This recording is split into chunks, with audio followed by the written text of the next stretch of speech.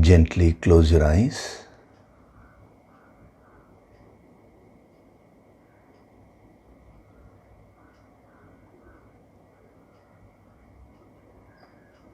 Do deep breathing.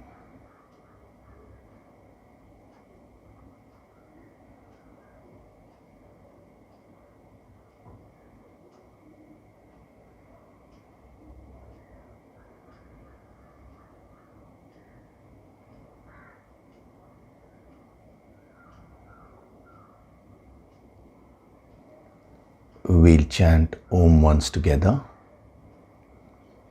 Synchronize the chanting of Om with your exhalation.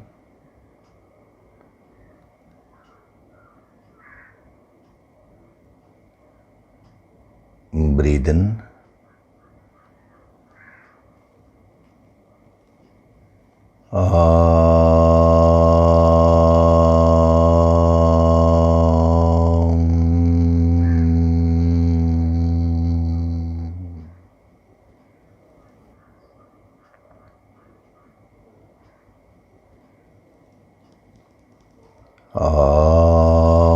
Sahana vavatu, sahanau bhunaktu, sahaviryam karavavahai, tejasvinavaditamastu ma vitvishavahay. Om Shanti, Shanti, Shanti.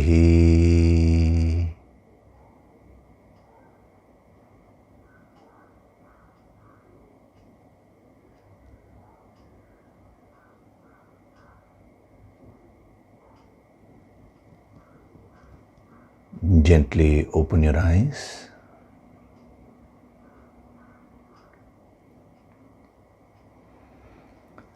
We'll chant from verses 12 to 16 of chapter 1. Tasya sanjanayan harsham, Tasya sanjanayan harsham, Kuru vruddha pitamaha, Kuru vruddha pitamaha, Simhanadam vinadhyochaihi, Simhanadam vinadhyochaihi, Shankham dadmau pratapavan, Shankham dadmau pratapavan, Tatah shankascha bheryascha, Tatah shankascha bheryascha, Panavanaka gomukhaha, Panavanaka gomukhaha, Sahasaivabhyahanyanta, Sahasaivabhyahanyanta,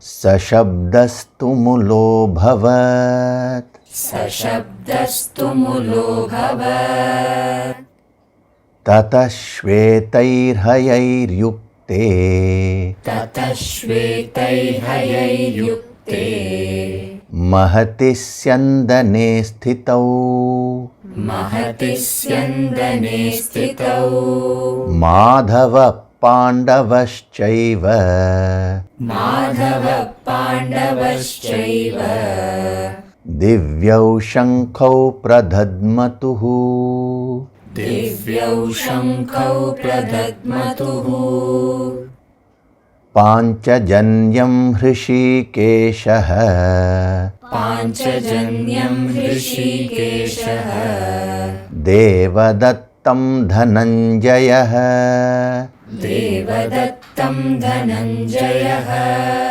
Paundram dadmau mahashankham, Paundram dadmau mahashankam, Bhimakarma vrikodaraha, Bhimakarma vrikodaraha, Ananta vijayam raja, Ananta vijayam raja, Kunti putro yudhishthiraha, Kunti putro yudhishthiraha, Nakulah sahadevascha, Nakulah sahadevascha, Sughoshmanipushpakau.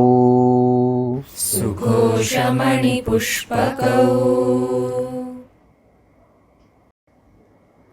Hari Om, and a very good day to all of you. So last week we were seeing verse number 14 of chapter 1, wherein he talks of the magnificent chariot, which is your body. This is a preparation. So in spirituality, we take care of all the aspects of one's personality. We don't condemn the body saying that this is after all material. No. Every aspect of one's personality should be refined, should be developed. That is very important. That is why your body should be in good condition. You should put in efforts to overcome your tamas too, and take care of your body. You should not neglect it.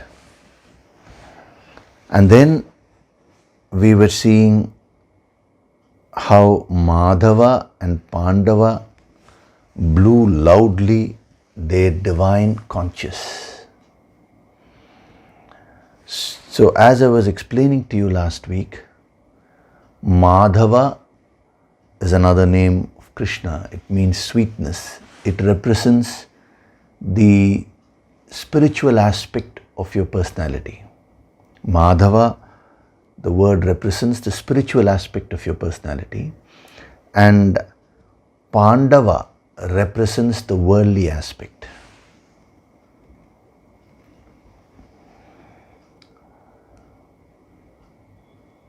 Now, when he says Pandava, there were 5 Pandavas. So no doubt he is directly referring to Arjuna here, because he is talking of the chariot where Arjuna and Krishna were standing. But from a sadhana point of view, you can extend the word Pandava to mean all the 5 Pandavas. Because it is said in the Mahabharata that the 5 Pandavas were actually one soul in 5 bodies. There is a deep significance when they say that, because the 5 Pandavas represent the worldly aspects of your personality, and their lives became wonderful once they surrendered to Lord Krishna, which is the other aspect of your own personality. So it's a very, very deep message which Vyasa is trying to give to humanity. So for analysis sake, so that you can understand easily, we are dividing your personality into 2 aspects. One is the spiritual aspect and other is the worldly aspect. The inner spiritual aspect and the outer worldly aspect. But you should remember right at the outset that actually this division is only for the sake of analysis. There is nothing like spiritual and material. It is all how you take it. For a yogi, everything becomes spiritual. This is the vision of the great rishis and siddhas. If you see, everything in life they divinized. If you take wealth, were they against wealth? No way. They They considered wealth as goddess Lakshmi. They considered knowledge as goddess Saraswati. They considered success as Lord Ganesha. They considered the physical desire, the desire to physically unite with a partner as Kamadeva. So every aspect, if you take food, Anna Lakshmi, so every aspect of life they picked up, but their vision was spiritual. So in the real sense of the term, it is not that the body is something lower and your spirit is something higher. There is nothing like that. Even though we say it many times, that is only for analysis sake and for you to get a deeper understanding and which will enable you to do the sadhana better. But otherwise, if you go into the depth of it, Madhava and Pandava are two sides of the same coin. See, you are one whole unit. One side of your coin is Madhava, the spiritual aspect. The other side, the other face of your coin is Pandava, the worldly aspect. Both together make a coin, both the faces, the heads and the tails. You cannot have only heads or only tails, then there will be imbalance. Similarly, you cannot have only Madhava or only Pandava within you. You will have to develop both these faces. So when we say that this is the spiritual aspect, you have a spiritual aspect within you, you have a material aspect within you, you should understand it this way. That is, both are two faces of the same personality, which is you. So if you neglect one, in effect you are neglecting the other also. If you take care of one, you are taking care of the other aspect also. That is the beauty. And this is precisely the reason why these great sages say that you should become a Purnam. Purnam means a complete individual. Now, if you go to the Upanishad, he says, he talks of Purnam, completeness, wholeness. Wholeness means W-H-O-L-E, whole. So don't shy away from the world in the name of spirituality. See, this is a constant conflict which people have. Today, there are many debates also initiated. Debates that, where they're directed towards analyzing spirituality versus worldliness. They are not divorced from each other. Spirituality is getting attuned to the spirit aspect of your personality, and worldliness is nothing but applying that spirituality in your day-to-day living. That's all. So how can they be separate from each other? So this is very, very important. Before we go to verses 15 and 16, because otherwise you will become judgmental. You will start dividing things, and you will start dividing people, and ultimately you will divide yourself also. You will start judging as spiritual and non-spiritual, spiritual and worldly. So some people come and tell me, sir, nowadays I don't have any worldly thoughts. It's all only spiritual thoughts. To which I asked them, what do you mean only spiritual thoughts? You have stopped eating food, is it? You have stopped breathing, is it? The moment you breathe, That is an aspect of the world only. You're taking in oxygen. So how can you be away from worldliness? The moment you eat, the moment you drink water, the moment you start interacting with people, that is worldliness. You are interacting in the world. So this is a wrong concept which many sadhaks sometimes get into, that they think having worldly thoughts is wrong. Worldly thoughts are not wrong. There is nothing actually right or wrong about anything in life. It is a question of what direction you are giving to those worldly thoughts. If you want success in life, let us say you want to become wealthy, what is wrong with that? Krishna himself tells Arjuna, win this battle and enjoy the kingdom, he says. He's not against wealth. But then how are you earning that wealth? Are you earning it in a righteous way or unrighteous way? Are you destroying others and earning your wealth? Or are you putting in your honest efforts and earning your wealth? And then how are you using that wealth? For destructive purposes or for constructive purposes? So all these determine whether that particular action or particular endeavor of yours is spiritual or not. So Madhava and Pandava blew their divine conches. So last week I told you the other aspect of conch. Conch means one's expression, the expression of one's personality. So what he's saying is both Madhava and Pandava blew their conches, means as an individual, the ideal situation is when you express yourself fully to at the spiritual level and at the material level.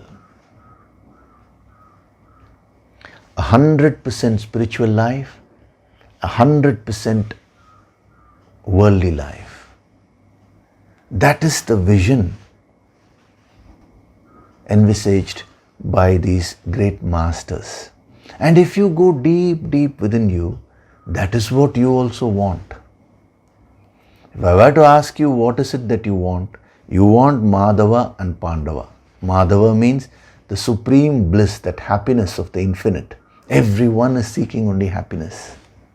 And then you want Pandava. You want to be successful in whatever you do.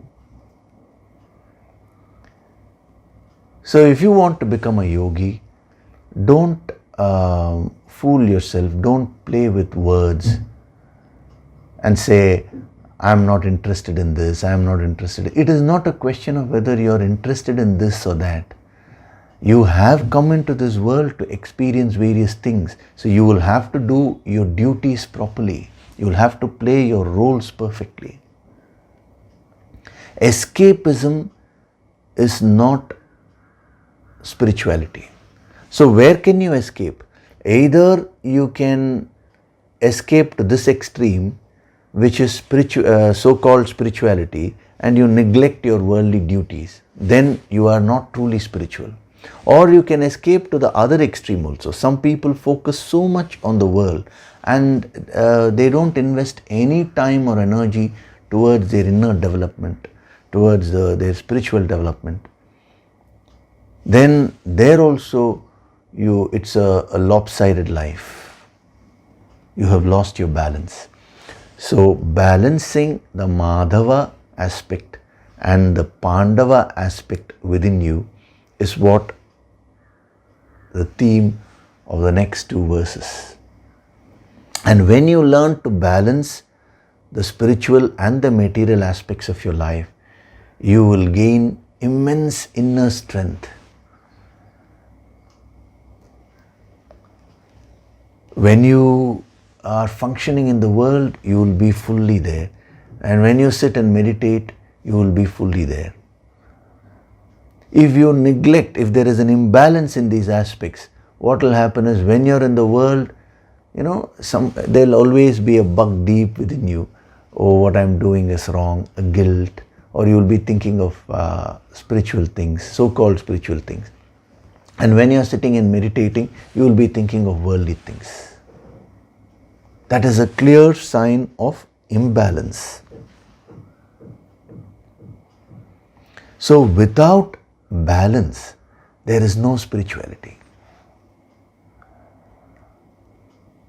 So as you evolve spiritually, you will become very, very balanced in life. Sane, the sanity will be restored. Today, in the name of spirituality, people are becoming eccentric. That is not spirituality. A spiritual person will be logical where it is necessary. He will be emotional where it is necessary. He will be active whenever that is required. He will be meditative. Of course, he will always be meditative. And the expression of meditativeness you can see in all his action, speech, everywhere. So this is what you should aim to achieve. So with this introduction, we will go to verse number 15.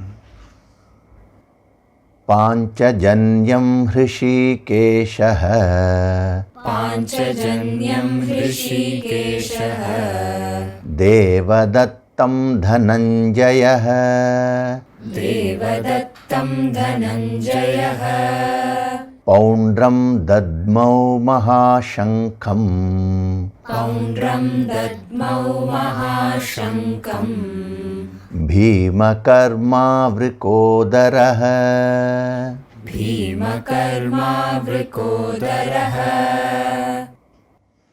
Panchajanyam Hrishikeshah.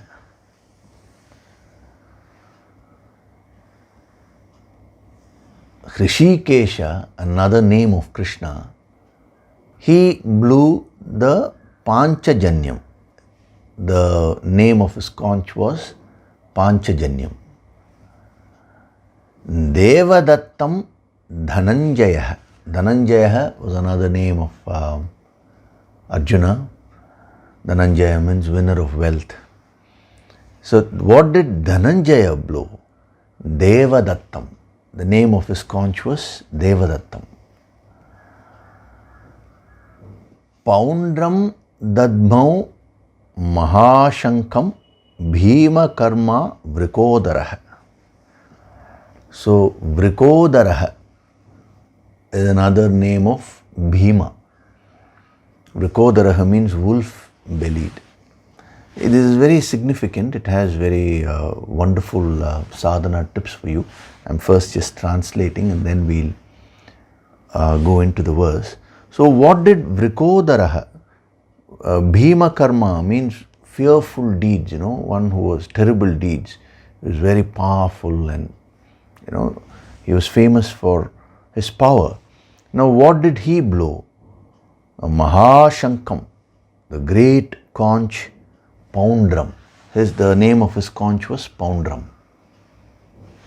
In verse number 16, which we'll be seeing next week, he'll be covering the remaining three Pandavas. So there are very, very deep messages embedded in these verses. First, he starts off with Lord Krishna. There it was Bhishma who led the Kaurava camp by blowing the conch. Bhishma was also a noble person, but as I told you, his direction was wrong. So there was no power. Now who is leading the Pandava camp? He says Hrishikesha. Very technically, if you see, Krishna didn't wield any weapon in this war. He was only a charioteer. He was playing the role of a charioteer to Arjuna. The commander-in-chief of the Pandava army was Drishtadyumna. So logically speaking, he should have picked up the conch and blown. That's how it should have been.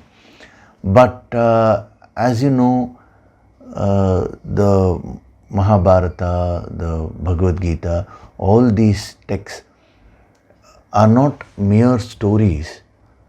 Yes, they may have been real life incidents, but Vyasa and other sages, they took up these incidents and they are also giving the very philosophy, the deeper philosophy of life through these incidents. So they will not just merely mechanically record the events and stop with that. Vyasa was not a historian. Vyasa was a philosopher. So that is why it's very, very symbolic. Even though Krishna didn't wield any weapon, he was basically silent. He just played a humble role of a charioteer. He was not the commander-in-chief or anything. Still, he was the one who was leading the Pandava camp. The moral support was Krishna. So that itself is a very deep message. So in life, the supreme God principle does not act or do anything explicitly. It is a subtle power, subtle force which is there within you and which is present everywhere in the cosmos. Now if you allow that supreme power to lead your life, then you will be victorious in this battle of life. But if you allow the Duryodhana within you to lead your life, then you may achieve you may achieve certain things temporarily, but ultimately you will have to face stress and strain and you will get destroyed. It's a very, very powerful message when he says Rishikesha took up his conch in blue. And each of these conches, have a particular name. They're very, very symbolic. And most interesting part is when he is referring to both Krishna and the five Pandavas, he is using certain specific names to indicate them. Like for example, if you see, Krishna is saying Rishikesha. So many names he had. Instead of Arjuna, he says Dhananjaya. He didn't use Pandava and all that. For Bhima, he says, Vrikodara. Like that, And then the conches also have specific names. So very, very deep messages are embedded. So what I am going to do is give you one point, relevant point to the topic which we are dealing with right now, that is building inner strength. So we will take up each character and I will give one point and then 1 point from their respective conches also. That should be more than enough, because you will have, for the spiritual aspect, you will have Rishikesha and Panchajanya, the points from there. And then for the Pandavas, from the worldly aspect, you will have 5 Pandavas, and then their conches. So totally 10 points you will have. So just as in the previous verses we saw what are the obstacles when we dealt with Bhishma, Drona, Karna, Ashwatthama, all those characters, we saw 6 to 7 characters. Now we will be seeing the positive things which you need to install. These 2 verses will be direct sadhanas for you to practice. If you practice these 2 verses, the whatever messages which will be given, now your inner strength will start growing tremendously. So one by one we'll see. We'll start with Lord Krishna because that is the direction which he is setting, the spiritual aspect in you. He says, Rishikesha blue Panchajanya. So what is the significance of using the word Hrishikeshaha. Just by using the word Hrishikeshaha, he is defining who is a spiritual person. Hrishikeshaha means Rishikanam Ishaha. Hrishika means senses, your sense organs. So Hrishikeshaha means the Lord of senses, that is one who has gained complete mastery over his senses. So people have strange concepts of who is a spiritual person. They think if a person is well versed with the scriptural knowledge, then he becomes spiritual. Or if a person is able to sing devotional songs very well, then they think he is a spiritual person. Like this, each one has his or her own concept of what spirituality is. Here, he is giving the crux of spirituality, which is Hrishikeshaha. Becoming a master of the senses. When he says the senses, it is not restricted only to the senses. Just as you have the outer senses, you also have the inner senses, the subtle senses in your mind. Just by closing your eyes and imagining, you can actually make your senses very, very active. If there have been psychological experiments done where some people, they were made to close their eyes and they were made to visualize a swimming pool, and then as if they are getting into the swimming pool and the water is very chill. And the most interesting part is they started feeling the chillness. They started shivering. So when he says senses, it is not merely the external sense organs. It is not restricted to that. It means the entire personality. That is why he is further saying Panchajanyam. I will come to that. But first, Hrishikesha has something which you need to understand. So a spiritual person is one who has gained complete mastery over himself or herself. So self control or sense control is not self-denial. Remember that. He is talking of mastery. That is the symbolic meaning of Lord Krishna being the charioteer, because all the horses are under his control. The horses don't run on their own. So if you take your own personality, you have the 10 sense organs, you have the 5 organs of perception, then you have the 5 organs of action, then you have your speech, then you have your breathing, you have your pranas, you have your emotions, you have your thoughts. Various aspects of your personality are there. Now, are they under your control or are they controlling you? You have to find out. We'll just take one simple example. Speech. Whatever you speak, is that under your control?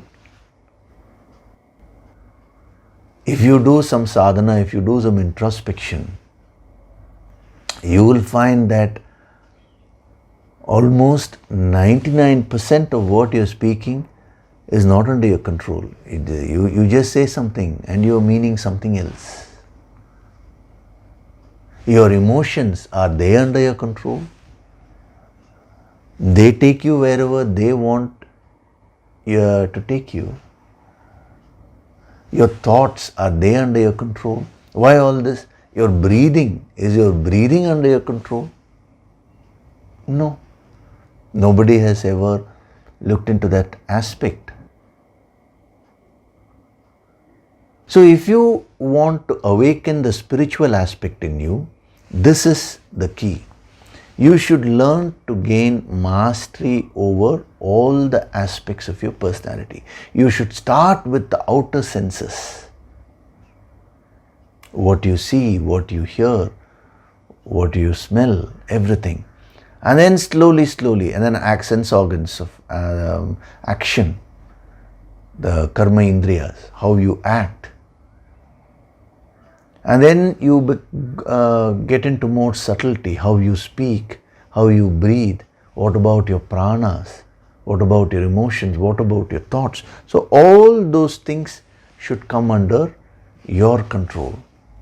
To the extent you achieve this, to that extent you are truly spiritual. Again, remember, this has nothing to do with externally contacting the world, because the moment we talk of mastery over oneself, especially the senses, immediately you will misunderstand this as, now I should not enjoy all the sense pleasures. No, that is not it. If you don't enjoy at all, if you don't experience at all, then your personality is like a piece of wood. It becomes like a dead body, That is no use. That is not spirituality. Killing of the senses is not spirituality. Mastery over the senses is spirituality. Lord Krishna himself was a prince. He enjoyed every aspect of the world, starting from sense pleasures to wealth, everything, name, fame, he had everything with him. But he was a Hrishikesha. He was never a slave to any of these aspects. He acquired a lot of wealth. He enjoyed the various sense pleasures. He enjoyed various relationships, everything he went through. But he was a master of all the circumstances. That power you have. You should not read these verses merely in the books and go back. No. Now relate it to yourself. That Hrishikesha aspect is present in you. That is the key to spiritual development. Of course, there are more things to this, but as I told you, I am only going to take up one aspect which is related to building the inner strength.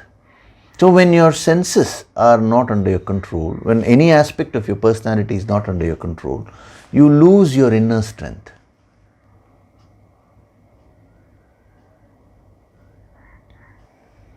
If you just sit and keep watching, let us say continuously, you keep watching movies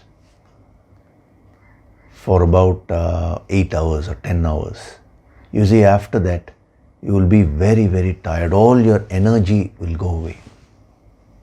That is a classic example when something is not under your control, how it saps your energy. So today, since no aspect of your personality is under your control, you're a slave to your senses, you're a slave to your own speech, your own emotions, your own thoughts. What is happening is, every time you express yourself, that completely saps your energy. Every time you speak, every time you feel, every time you think, every time you even breathe, when the breathing is shallow, when it is not under your control, you slowly start losing your energy in life. That is why you start your day in a fresh way, but by the end of the day, you are completely drained out. Like, you become like your cell phones. Your cell phone you go on using and then it gets drained. That is your life today. Whereas, when you incorporate this principle, when you awaken the Hrishikesha within you, then as you start acting in the world, since you are a master, instead of draining your energy, that will replenish you with more energy. Whenever you use the senses, instead of completely draining your energy, that will give you more life. Every time you speak your own words, when they are under your control and when they are positive words, they will first inspire you. They'll fill you with a lot of energy before filling the other person, Every time you feel the various emotions, when you are a master of those emotions, then the emotions actually fill you with so much of positive energy. Same thing with your thoughts. Every time when you breathe deeply, fully under your control, the very breathing will replenish you with so much of pranic energy. It is all up to you. So, first point, the first sadhana tip is awaken the Hrishikesha within you. How will you do that? Start off with the grossest aspect, the 5 sense organs of perception, the 5 sense organs of action, the 5 sense organs of perception. Whenever you are into any sense enjoyment, let it be a simple thing like you're eating a favorite sweet, your favorite dish. Now the tendency will be to overeat. Again, when I say overeat, I'm not talking about the quantity. The quantity you determine according to whatever your requirement is. I'm talking about you getting lost in that enjoyment. The moment you get lost, you will become a slave. Why is it that people do negative things in life? This is a question which somebody has asked, So negative things give negative results. Yet why do we do negative things? Because you are not under your control. When you get into the into the control of your senses, of your own emotions and your own thoughts, thereafter they start directing you. You are no longer the boss. The topic is very relevant. Develop inner strength and take charge of your life. This is how you can take charge of your life, by becoming a Hrishikesha. So start with gross things first and then get into the subtler aspects of your personality. The Yoga Sankirtan Sadhana which you're doing every day, these Sunday sessions which we are having, and any other the advanced courses every now and then which we have, all these will help you to become Hrishikesha, complete mastery over yourself. You should not stop your sadhana till you reach 100% mastery. How long should I do? Some people ask. Have you become a Hrishikesha? This is my counter question. Yes means then you can stop. Don't fool yourself also. So, Hrishikesha means complete mastery over oneself. So, Hrishikesha, what did he blow? Very, very apt.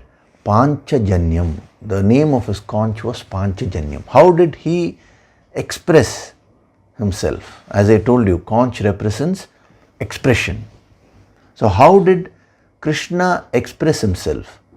He is just condensing the entire manifestation of Krishna in one word, that is Panchajanyam.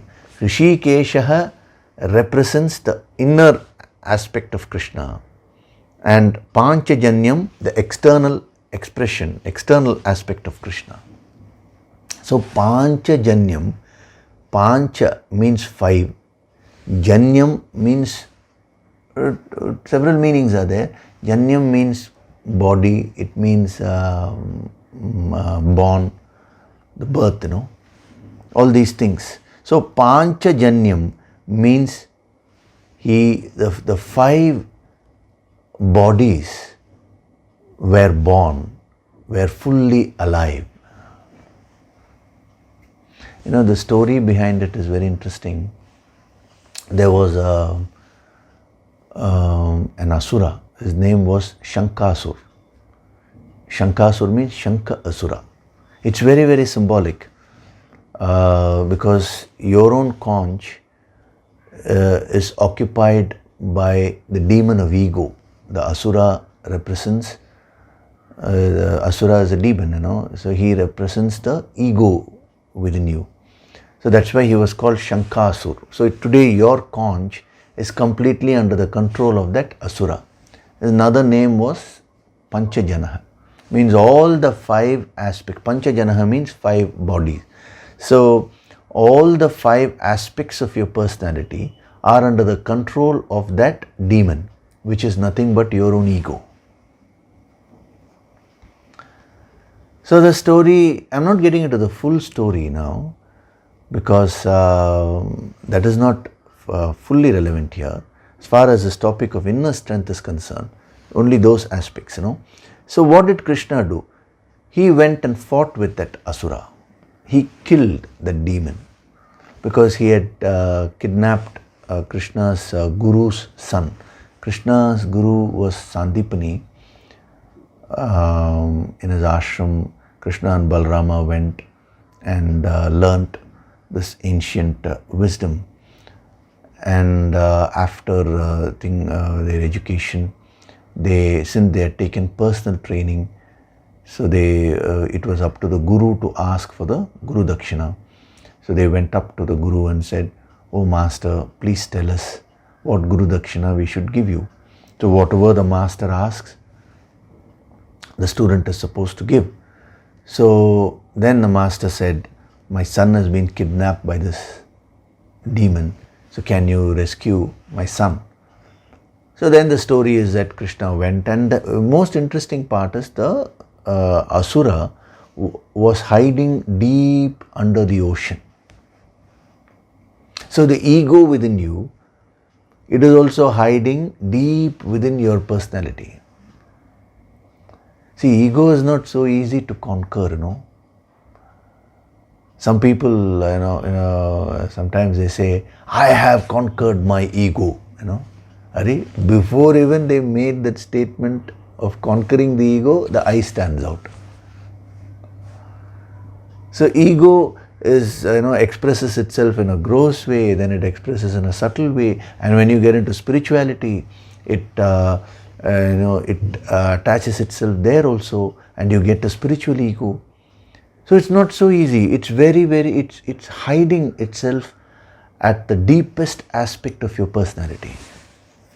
That is why in the Shastras they say you require a guru, a guide who will be able to, slowly guide you and help you overcome your ego.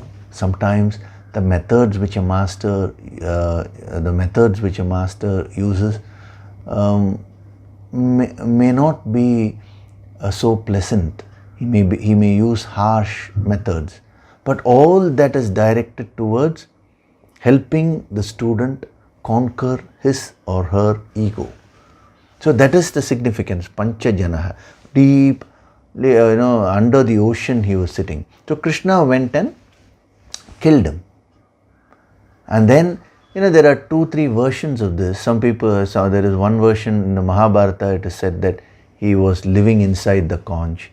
In the Bhagavatam, it is said he was,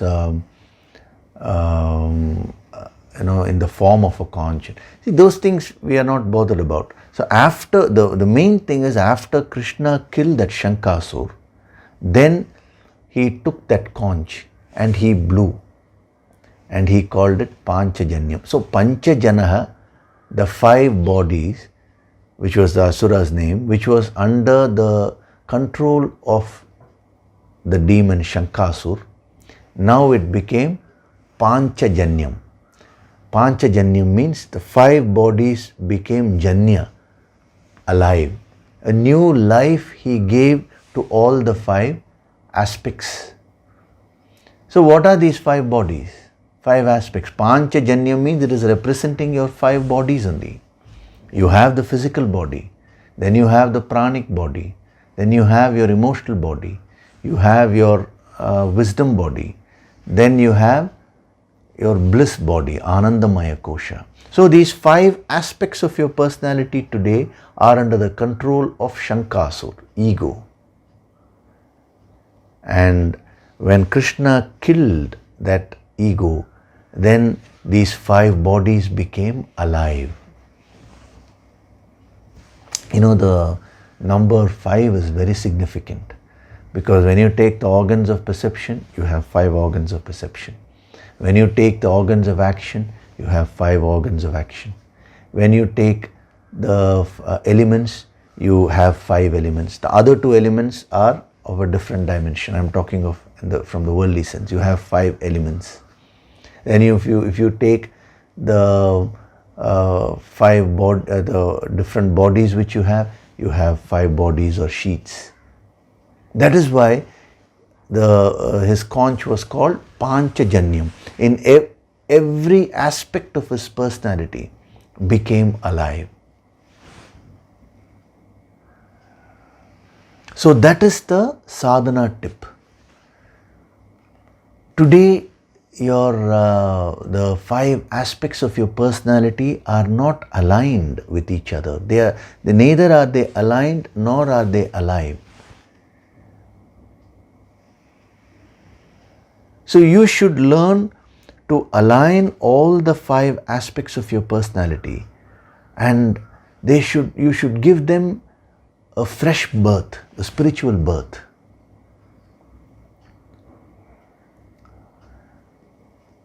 You know, during the Guru Purnima I said, no, Mata, Pita, Guru, Devam. So Mata, Pita are worldly parents. They gave you the Pandava aspect in you. The Guru is a spiritual parent. He gives you the spiritual aspect. He helps you awaken the spiritual aspect within you. And it's not only the spiritual aspect, he also helps you to refine the worldly aspects. That is why Mata, Pita, they are you feel grateful to them. And then higher than them is the Guru. You feel extremely grateful to the Guru. And then beyond the Guru is that supreme divinity, which is actually the true Guru. That is the source of any Guru. So, Hrishikeshaha blew Panchajanyam. One who, on one hand, you gain complete mastery over yourself. On the other hand, all the 5 aspects of your personality are completely alive. Such a person has immense strength. He can achieve anything which he wants. See, today your energies are frittered away. One second you think of something, next second you think of something else. You think one thing, you feel another thing. You say, I want success, but then your feeling is of fear. Will I get success or not? So you find your emotions, your thoughts, your prana, your speech, your actions, they are all not aligned in one single direction. So Panchajanyam means aligning all the 5 aspects of your personality in one direction and making them alive, giving life to them. Means every experience which you go through, be fully present there, be fully alive there. Now you may ask me, sir, what do you mean be fully alive there? Of course we are alive. No, I am not talking of the biological life here. I am talking of the spiritual life. Whatever it is that you do, see, right now you are listening to this. Don't listen to it merely with your ears. That is hearing, that is not listening. Don't listen to it only, you're listening, you're seeing. So don't do it only with the senses. Let your breathing also be attuned to your this action of receiving this wisdom. Let your pranas also be attuned. Let your emotions be fully here. Let your thoughts be fully here. If you practice this, then you will absorb everything which is being given. Believe me. So much of energy is being invoked and given to you. How receptive are you? That is what matters. And the more you become aligned and alive in an experience, the more you will be able to absorb the higher energy from that experience. So start practicing this. One hand, become a master of your senses, of all the aspects of your personality. On the other hand, everything which you do, be fully present there. Be fully alive there. And let all the aspects of your personality be completely aligned. Just practice this and see. See how much of inner strength it gives you. You will be totally amazed.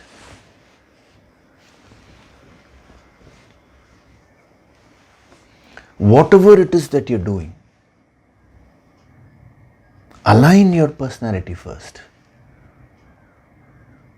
Whether you are speaking, whether you're singing, whether you're dancing, whether you're painting, or whether you're a computer wizard, doing something in the computer, or you're taking care of your accounts, or whether you're cooking, or whether you're sweeping, it does not matter what you're doing, but bring your full personality there. Then that action will become divine. In the previous verse, Krishna, when it's because of Krishna only, they blew their divine conscious, he says. So whenever Krishna touches there, everything becomes divine. So how can you get the grace of God, grace of Madhava, the grace of Krishna? Whether you use the word Krishna or Shiva or Rama or any names, it does not matter. They are all referring to that infinite, formless reality. So how do you get the grace of the higher? It is not by simply seeking the grace. It is not by saying, please give me more grace. The grace is always there, but you are disconnected. So how do you get connected with the divine aspect in you? How do you get connected with the divinity within you? It is by becoming Hrishikesha and then taking up your conch and converting the Panchajana, which is under the control of Shankasur, the ego within you, and converting it into Panchajanya. So he is just very easily saying, Hrishikesha blew the Panchajanya. But how powerful it is. It is amazing. The most interesting part is, I'll give you one more tip also. When your all the 5 aspects of you within you, when they become alive, when your 5 senses become alive, when your 5 elements, they become fully alive and aligned, when all the 5 bodies, when that happens, that is when you're fully prepared to open up the 6th aspect of your personality, which is the third eye. This is a preparation. So if you want your 6th sense or third eye to open, you need to first practice this, the sadhana of Hrishikesha and Panchajanya.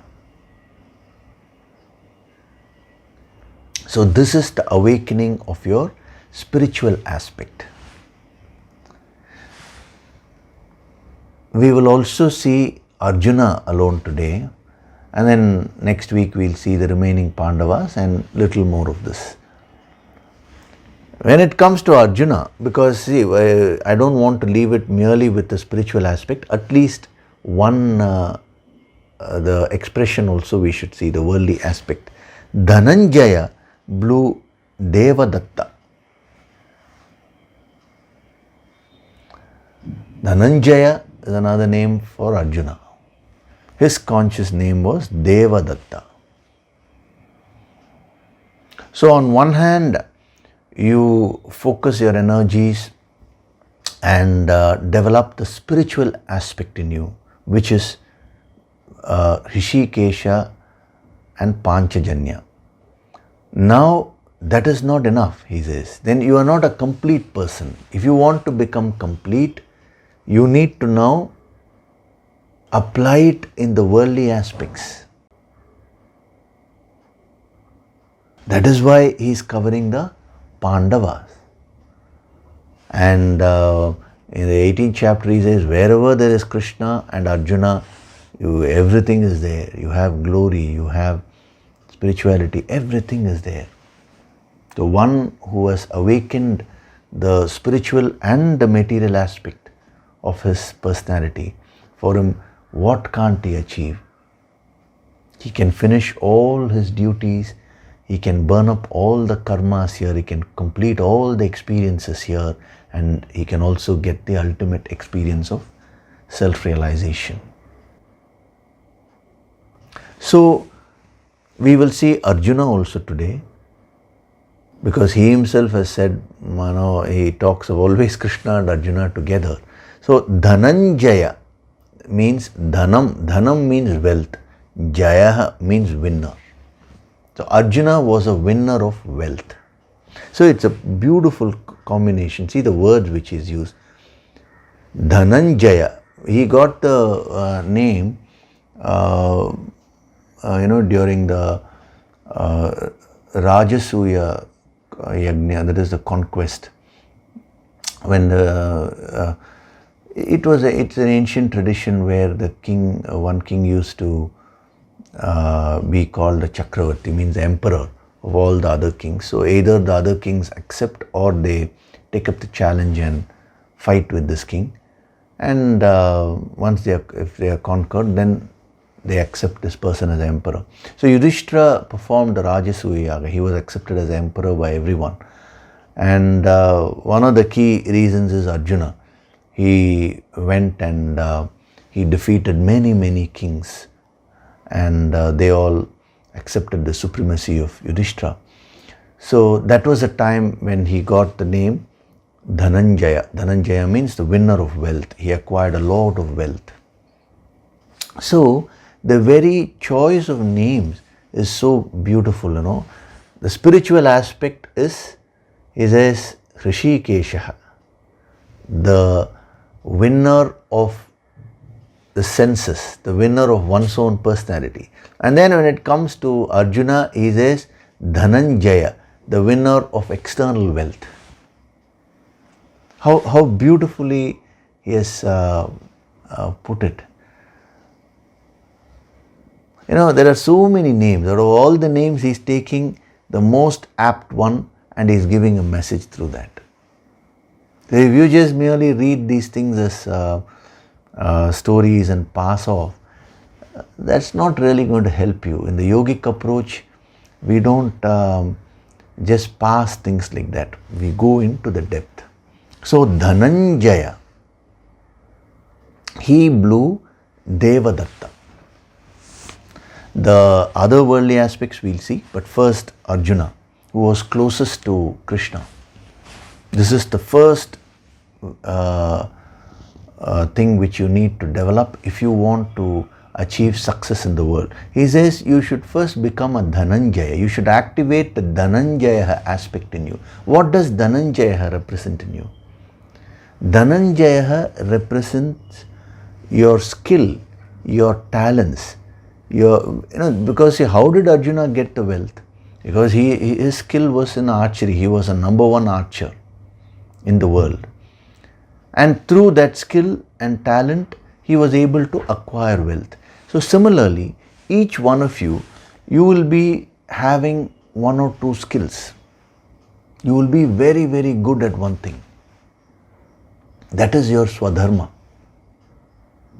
Now you should develop that skill. You should put in efforts to become really, really good at whatever you are doing. This is the first criteria. Just as Arjuna put in a lot of efforts to gain mastery over archery. Similarly, it is not enough if you just gain mastery over yourself, Rishikesha. It is when it comes to the world, you need to identify your skill first. What are you really good at?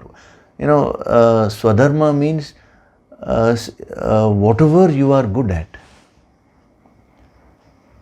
That is why I always tell the parents, please don't apply your mind and impose your qualities on the children. Rather, you should find out what your children are good at and you should encourage them in that field. Your child may be a great painter, your child may be a great singer, your child may be very good in mathematics or physics, whatever it is. So that is what you should encourage. Usually what happens is the parents, they have a value for something and then they try to force the child into that field. That it will become a total failure. So identify your unique skill. Step number 1. I am giving you the sadhana of Dhananjaya now. Identify your unique skills and talents. And then number 2, put in hard work to become the best in whatever you're doing.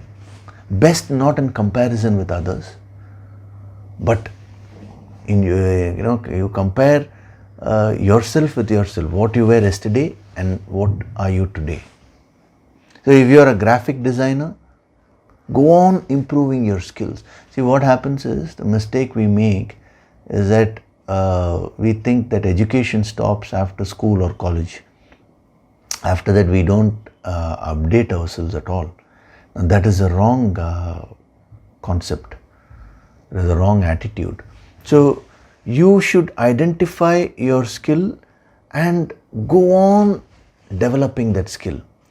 See, whenever I say be an eternal student, Nitya Shishya, it is not only true at the spiritual level, even at the worldly level. Every day you should go on learning something. You should go on improving.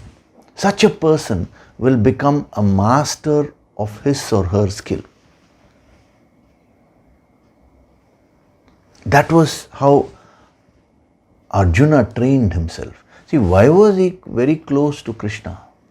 Why did Krishna choose Arjuna to give the Bhagavad Gita? Not without a reason. Because Arjuna was a Dhananjaya. He had practiced this. So what he required was a subtler tips. From Dhananjaya, he was in a position to become a Hrishikesha, complete mastery over himself. So if you want to really become self-realized, become a Dhananjaya first. If you are not even good at whatever your skills are, then how can you get the infinite? First you have to master the finite, no? So there is a tendency which I find today where people they don't practice this. They are not really they are good at what they're doing. They don't improve their skills. And they go on complaining about their bosses, or my boss doesn't know anything, he does not treat me properly, I am not being recognized for my work and all that. Believe, there is a beautiful statement said by a great thinker. He said, a stone that is fit for a wall will not lie on the ground. If you have real stuff in the long run, you will get that recognition. Nobody can take it away from you. But whether you get recognition or not is not important in life. How good are you in whatever you're doing? A homemaker, for example, She has got, there was one lady, I know a lady, she's a homemaker. She's got such wonderful talent in cooking and basically taking care of the house. It's amazing. Very minimum ingredients you give her. You're very hungry and you just say, I'm hungry. With whatever little ingredients are there, she'll just put and cook something and give you. I'm telling you, it always, it tastes like amrita, like literally like nectar, so much of talent. So everyone has some talent within himself or herself. The problem is you never identify your talent. You always try to copy others. Arjuna never tried to copy anybody else. He found out what his talent was and he went on improving those talents. Dhananjaya, very, very powerful message. So if you want to build inner strength, if you want to take charge of your life, awaken the Dhananjaya within you. I gave you 2 steps to awaken the Dhananjaya within you. Number 1, identify your unique talent. And number 2, put in hard work to go on becoming skillful, to improve your skill and become the best in your own eyes, whatever in that field of your talent. That is Dhananjaya. So when you are really, really good at whatever you're doing, then you become Dhananjaya. Using that you can acquire a lot of wealth, a lot of success in the world. You go and talk to any achiever in life, in any field. I'm talking of those who are achievers consistently. You will find that whatever their talent was, they took it up and then they would have put in hard work and every day they would have put in tremendous effort to better their skills, and that is why they become achievers in that field. Whether it is sports, whether it is arts, singing or dancing or sculpting or painting or any kind of sport or business, whatever it is. So if you practice this, you will become a great achiever in life. Now, when you identify your talent, when you become the best in whatever you're doing, now what is the other aspect, the conch? He says the name of Arjuna's conch was Devadatta. He got the conch from the heavens. That's a literal story, but the deeper philosophical message, Devadatta means, Deva means God, Datta means given. So Devadatta, Devadattam means given by God, God given. So he was so talented, so skillful, and he acquired so much of wealth, but Devadatta, that was the that was his expression. He considered all his skill, talents, wealth, everything to be God given. He never allowed these achievements to boost his own ego. He considered everything as God's gift. That was his expression. This is precisely the reason why Krishna chose Arjuna. See, generally Pandavas themselves are the positive people, but among the Pandavas, Arjuna was considered the best, and Krishna chose him. Why? Because of this combination. On one hand, he was so skillful, he was a great achiever in the world. On the other hand, he never allowed those achievements to boost his ego. He didn't become egoistic about it. Rather, he considered that all these things have been given by God, that humility was there. This is how you should express yourself in life. You should be a great achiever, but be extremely humble, he says.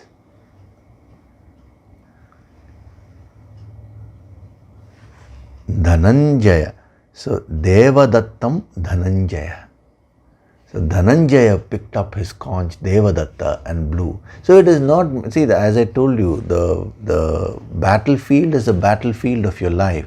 So, what are they internally and how are they expressing themselves? The conscious expression. How are they expressing themselves? Both the aspects are being covered.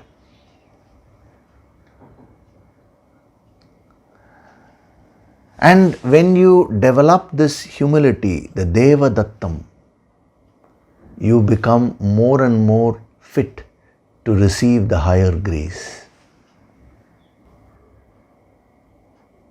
the higher wisdom. You know, there is such a great charm about humility. The opposite of this was Karna. See, Karna had the aspect of skill. He put in a lot of effort to develop his skill. He was equal to Arjuna in terms of skill, but he lacked this Devadattam. He lacked that humility. All that time, see, after a while, instead of just focusing on his skills and talents, his focus turned towards wanting a recognition for that talent. He always considered Arjuna as his competitor. Arjuna never considered Karna as his competitor. It was Karna who considered Arjuna as his competitor. Where he said, how are you saying Arjuna is number one? I am only number one. Supposing people had said Karna is number one, Arjuna wouldn't have bothered. Because his security does not come from others' recognition of his talents. His security comes from his very talent, his very skill.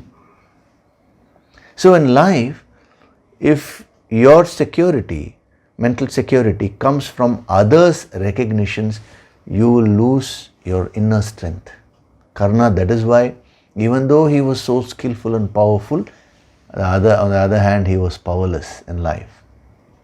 Whereas if your internal security comes from your hard work, from your skills, from your talents, then you will build tremendous inner strength and your whole life will be under your control. Very interesting. Karna was made the king of Angadesha. He was a king. He lived in the palace. He had everything. Yet he was grumbling. Whereas Arjuna, all the 5 Pandavas were sent to the forest. So even in the forest, when Krishna came to him and said, Arjuna, don't waste your time in these 12 years, Go and do tapas and acquire the divine weapons, the divine astras from the gods. Do tapas on Lord Shiva and acquire the weapon astra, the Pashupata Astra. So all that you do. So instead of thinking that, oh, I am in the forest, my life is out of my control, instead of thinking all that, he took charge. Whatever be the situation, it did not matter to Arjuna. He took charge of his life. From where did he get that strength? Instead of grumbling, he utilized those 12 years in the forest to improve his skills only, further and further, by acquiring these divine weapons. So that is what you should also activate within you. So as I've told you, Krishna is also within you, Arjuna is also within you, Duryodhana is also within you, Karna is also within you. All these characters, they are all present within you. See, they are all external, each one exhibited certain qualities. All those qualities we have.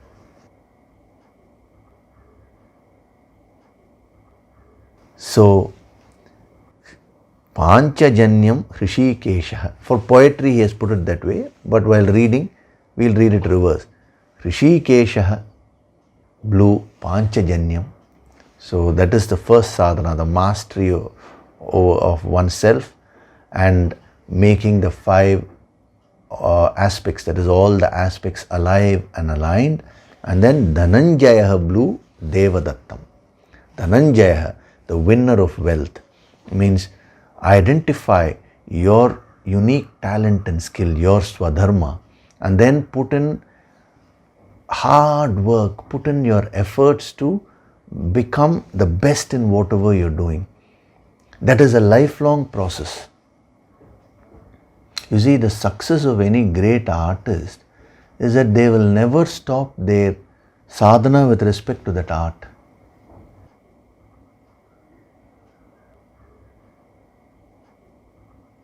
You know, when the great violinist Lalkudi Jayaramanji, when somebody went to him and asked, requested him to play a particular piece, he said, "You come tomorrow, I'll play."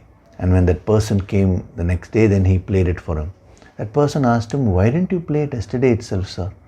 To which he said, "No, I required one day. I wanted to practice because this was a little tricky.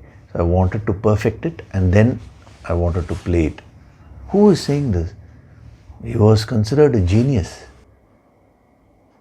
The Carnatic musician, the violinist, Lalkudi Jayaramanji, he said this. It is not only him.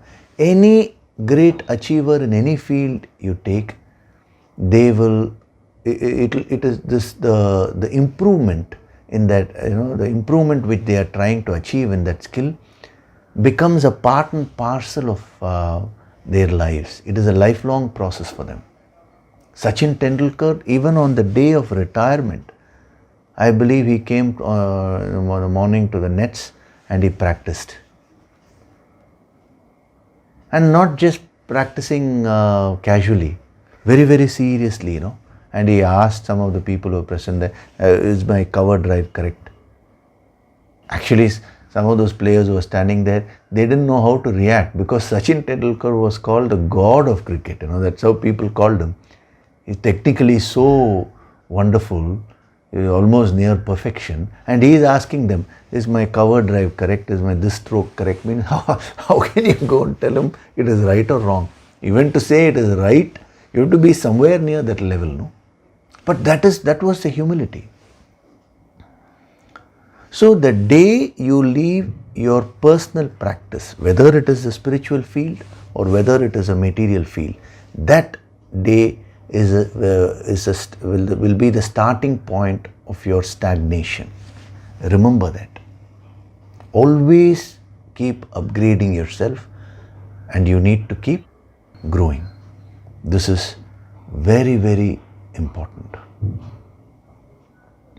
Okay, so Rishikesha Panchajanya and then Dhananjaya Devadatta. A lot of points have been given today. So you take them up and reflect on them. I was shown the comments of the YouTube section. Many of you have been summarizing the points and putting it in the comment section. It is wonderful because I found that each and every one of you were expressing the same point in your own way. That energy was so wonderful. And even others, don't feel shy. It does not matter whether you're right or wrong, but start doing that exercise. Even if you're not able to cover all the points, it does not matter. Whatever points inspire you, just put them down. This is what inspired me. Or this is a point which I have applied in my life and this result I got. This is a sadhana. This is a part of Jnana Yoga. In the good old days, in the Gurukula system, the teacher used to give the wisdom and the students, there used to be sessions where the students used to report how they practiced the wisdom. And then they used to ask clarifications. That's how it was. So since that system is not there, we are trying to revive it since it is all online, at least through this method. This is a very effective, because I found that those people who were putting the gist, whatever points they had absorbed, I found that they were doing it with a lot of clarity. And all of you are doing that, you will find a great difference in your life. You will become extremely sharp. You will start becoming very, very focused in your life. And as we go further and further, I want to focus on those very, very sincere and serious sadhaks who want to actually develop themselves. See, I am not for mere masses. 1 million people are watching this. So what? I would prefer one person watching this, but who watches it fully, who absorbs it fully, rather than 1 million people just casually watching. If all the 1 million are also great sadhaks, that is the best. But I'm just saying, it is not the numbers, but it is the quality which matters. That way the Himalayas, what numbers? More than one is considered to be very high number, So reflect on these very, very powerful messages which have been given today. They will cause complete transformation if you absorb them and start practicing them. Okay? So now we'll have meditation. Next week we'll take up the other three Pandavas. I'll summarize this and give slightly some more dimensions of this, and then we'll complete the other three Pandavas, and after that we'll complete the series of developing inner strength and taking charge of your life. And then after that we'll have one Sunday of question and answer session. I've been receiving a lot of questions. If you have any further questions also, send them to me. You can email that contact@infinite-wings, and we will take it up. One exclusive session for answering questions we will have. And then after that we'll continue with our regular Bhagavad Gita. If you remember, we were in the Sthita Prajna portion, second chapter. I hope all of you remember that. But even if you don't remember, we'll start off, I'll summarize whatever we had done till then, and then we will continue. Okay? So now we'll have meditation.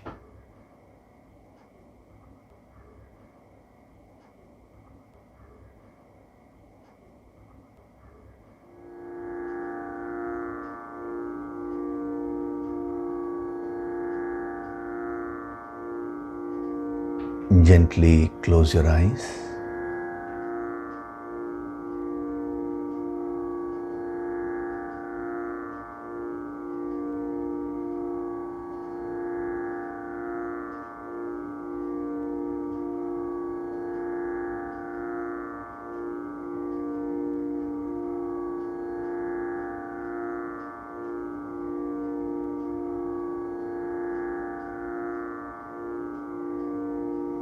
Do deep breathing.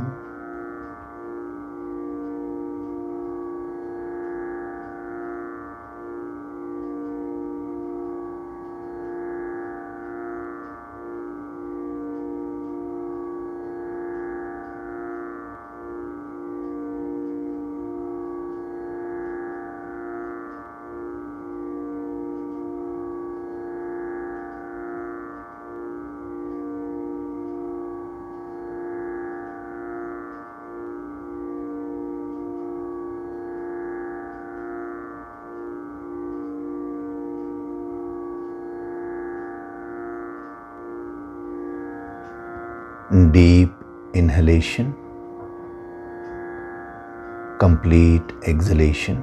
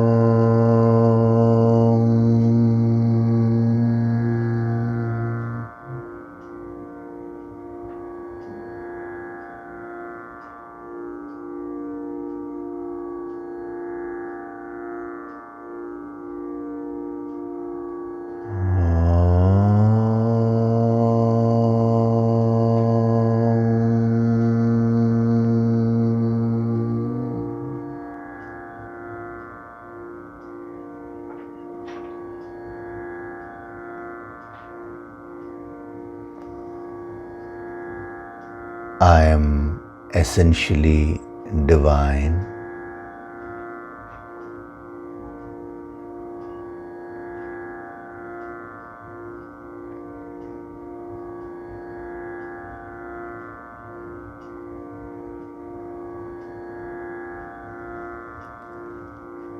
The purpose of my life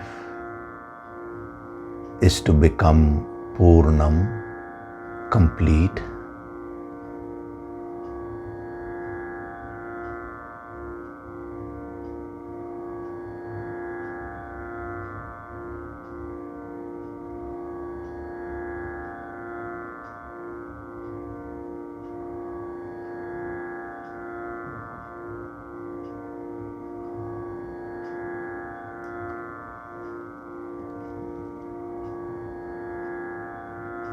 Whatever is my unique talent,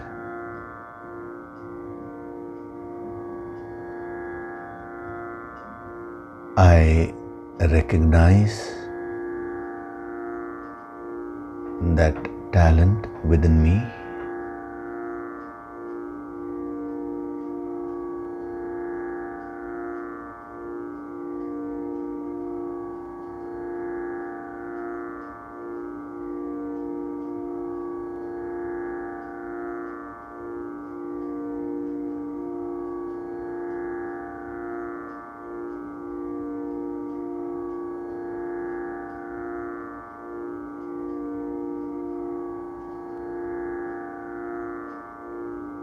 I choose to put in hard work. I choose to put in my honest efforts in developing my skills.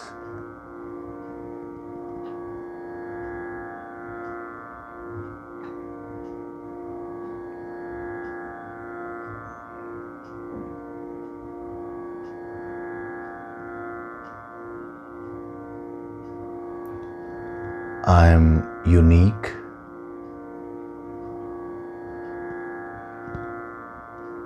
I compare myself with myself, what I was yesterday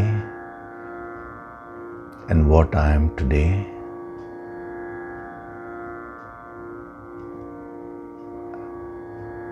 I strive to become better and better in my field every single day.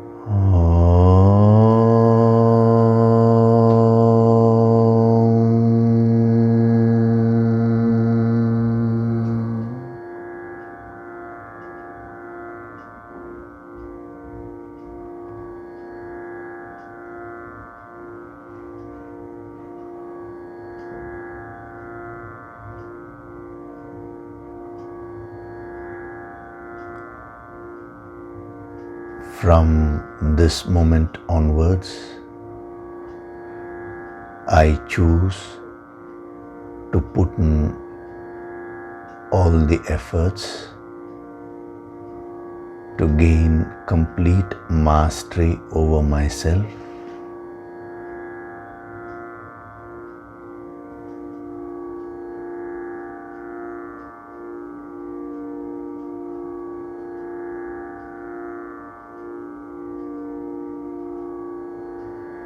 The 5 sense organs of perception, the 5 sense organs of action, the speech,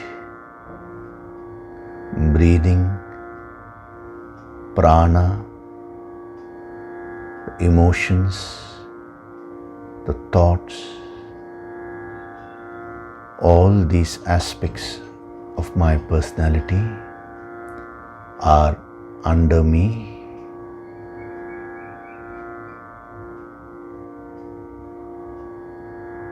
I choose to gain mastery over myself.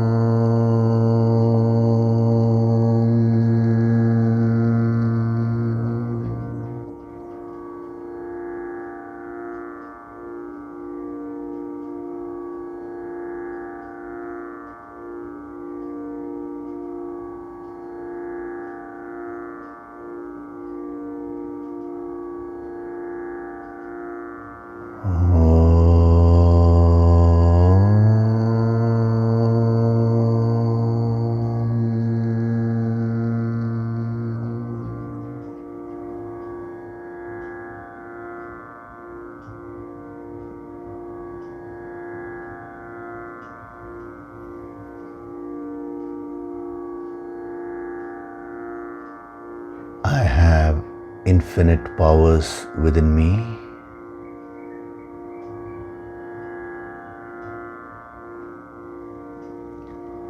I have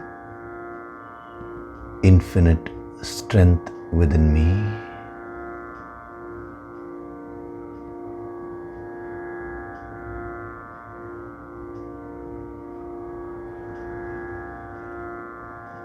I am the creator of my own destiny, of my own life.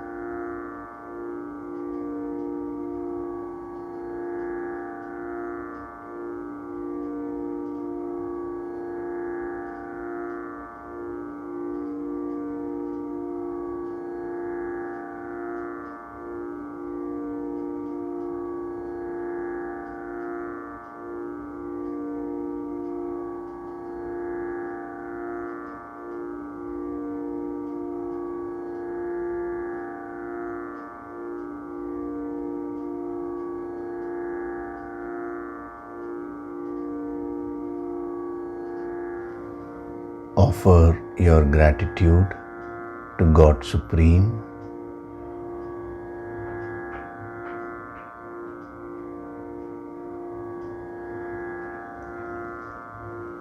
Offer your gratitude to your Guru and all the holy masters.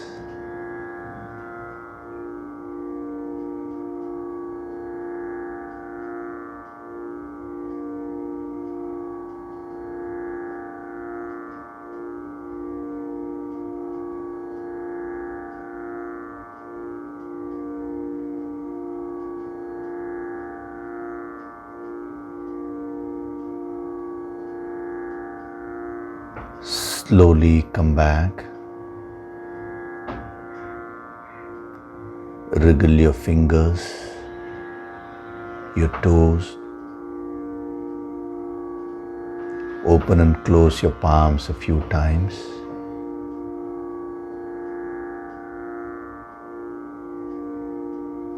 Rub your palms together to create a warmth. Cup your eyes with your palms.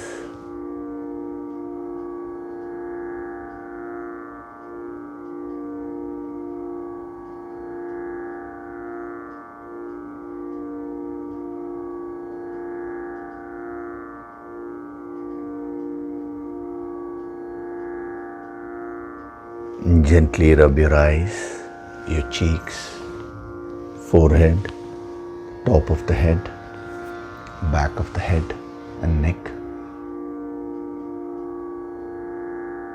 And very slowly open your eyes.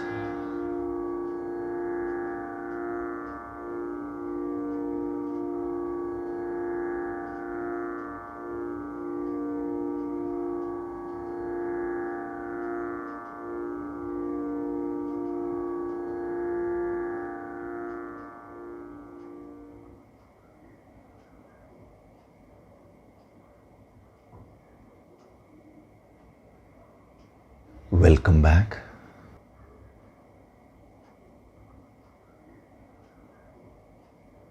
So today we had a very powerful session. The points which have been given are also power packed, and during the meditation process I have installed those in the deeper layers of your mind. Now it's up to you. You reflect on these points and start practicing them in your life. It is not enough if you merely read this or if you listen to this, but your personal practice is the key. And the more you do that, the more you will be able to receive the higher grace. If you apply something in life and that gives you good results, note that down. So share it with others also, the positive things. Because whatever you share with others should not be negative. You always share your negatives with others. Share the positive things. Okay? So we will close today. We will meet next week, same time. Thank you.